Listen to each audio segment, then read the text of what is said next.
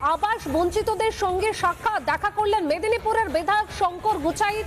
লালদিঘি এলাকায় যোগ্য প্রাপকদের সঙ্গে কথা, অর্থাৎ কোনোভাবেই সময় নষ্ট নয়, একদম কাজে লেগে পড়েছেন বিধায়ক। তিনি যোগ্য প্রাপক যারা তাদের সঙ্গে কথা বলেছেন। বিজেপি বিধায়করা নেমে পড়েছে রাস্তায়, দুয়ারে বিধায়ক। এই কর্মসূচির অন্তর্গত বিধায়ক কিন্তু বাড়ি বাড়ি আসছেন।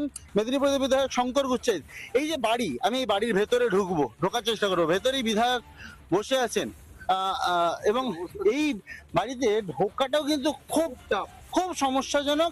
এখানেই চলছে রান্না বান্না এবং এই বাড়িতে আপনি থাকেন, কিছু করার নেই। এখানে থাকা যায়? কি করব? আবাসের জন্য আবেদন করেননি কখনো?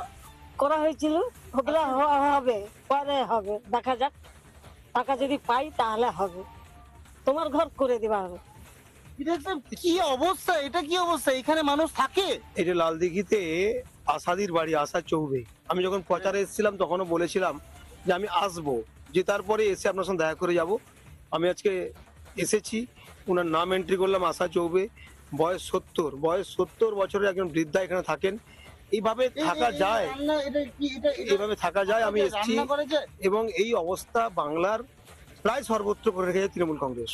এই জন্য আমরা কি করবেন? আপনি তো যাচ্ছেন, কি করবেন? আমি একদম লিখিত করছি, লিখে দিচ্ছি যে কার কি দরকার। কোথাও পানীয় জল নেই, কোথাও বাথরুম নেই, কোথায় ঘর নেই, আমি লিখিত আকারে করছি। এবং আমার প্রথম কাজ হবে এই আশা চৌবেদের মতো যারা থাকেন আমার বিধানসভায়, তাদের চোখের জল আমি মুছবো।